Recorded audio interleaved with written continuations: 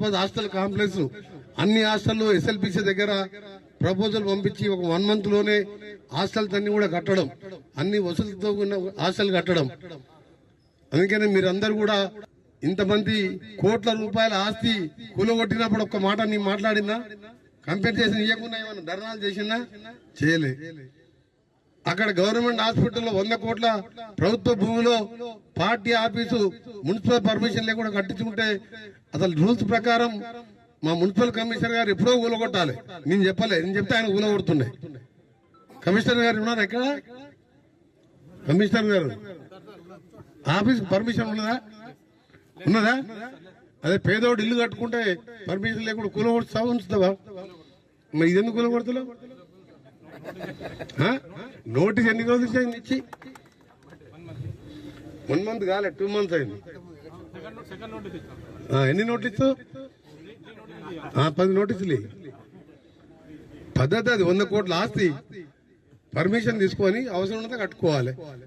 Office building భువనగిరిలో నేను ఎంపీగా ఉన్నప్పుడు సెంట్రల్ సిటీలో జూనియర్ కాలేజ్ గ్రౌండ్ లో కడతా అంటే కలెక్టర్ చెప్పి ఔటర్ రింగ్ రోడ్ గా కట్టించిన. ఇమీడియట్ యాక్షన్ తీసుకోండి కలెక్టర్ గారు. As per rules we have to go. మన ఎవరి మీద కక్ష?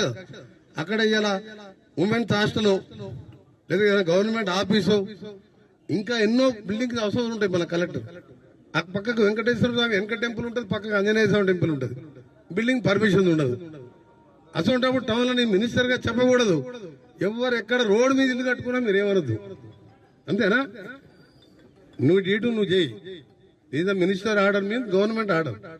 You go as per rules. Common man కి ఏ విధంగా ఉన్నాయో ఆ విధంగా చేయాలి.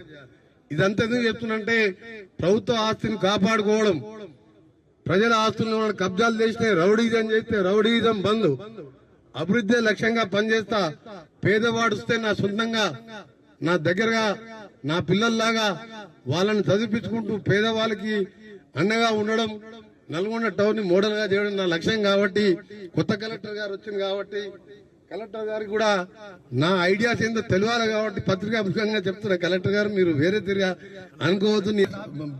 ల్యాండ్ అంతా 100 కోట్ల భూమిలో పర్మిషన్ లేకుండా బిల్డింగ్ కట్టుకోండి. వాళ్ళకి కావాలంటే అప్లికేషన్ తీసుకొని అవుట్స్కట్ లో గవర్నమెంట్ ల్యాండ్ చాలా ఉంది, వాళ్ళకి ఇవ్వండి.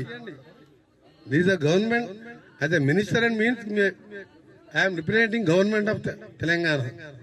దా విధంగా ల్యాండ్ కూడా ప్రొటెక్ట్ చేస్తాం. మీ అందరికి కూడా మళ్ళీ చెప్తున్నా, ఇక్కడ ఉన్న టీవీల ఆధారంగా మళ్ళా మీరు వచ్చి మీరు టీవీలో పెట్టి మాట్లాడుతున్నా అడగొద్దు. ఎక్కడ బైపాస్ రోడ్ వచ్చినా ప్రజల కోసం వచ్చిందో తప్ప నా కోసం కాదు, ఎవరు ఆస్తులు కాదు. నాకు 5 గజాల భూమి లేదు. నేను చెప్తున్నా 30 ఏళ్ళకి ఒకటే ఇంట్లో కిరాయికుంటాను. కొందరు టీవీలలో చూస్తున్నా, అప్పుడు వాట్సాప్ లో చూస్తున్నా, పట్టించుకుంటలేను. అభివృద్ధి లక్ష్యంగా పనిచేసుకుందాం, అందరం కలుద్దాం, పేదవారికి అండగా ఉందాం. నల్గొండ టౌన్ ని ఇలా మంచి కలెక్టర్ గారు పనిచేసే పని, కలెక్టర్ 24 గంటలు కలెక్టర్ గారు అందుబాటులో ఉండే కలెక్టర్ వచ్చిండు. తప్పకుండా డెవలప్ చేసుకుందాం. ఈ సబ్ స్టేషన్స్ అన్ని కూడా చేసి ఒక 6 నెలల్లో 1 నిమిషం కూడా కలెక్టర్ పోకుండా ఎస్సీ గారు 2-3 లైన్లకి వెళ్ళి మన ఫీడర్స్కి వెళ్ళి మీకు కనెక్షన్ ఇవ్వండి. ఒక దగ్గర ట్రిప్ అయితే ఇంకో ఫీడర్ తో ఎమ్మడే యాడ్ కావాలి. ఎట్టి పరిస్థితుల్లో నల్గొండ టౌన్ లో ఒక కంటి రెప్ప కొట్టే వారు కూడా కరెంటు పోకుండా తీసుకోవాల్సిన బాధ్యత మీది. ఎంత బడ్జెట్ కాకుండా ఇప్పించే బాధ్యత నాది. కాబట్టి ఇవన్నీ కూడా సాయంత్రం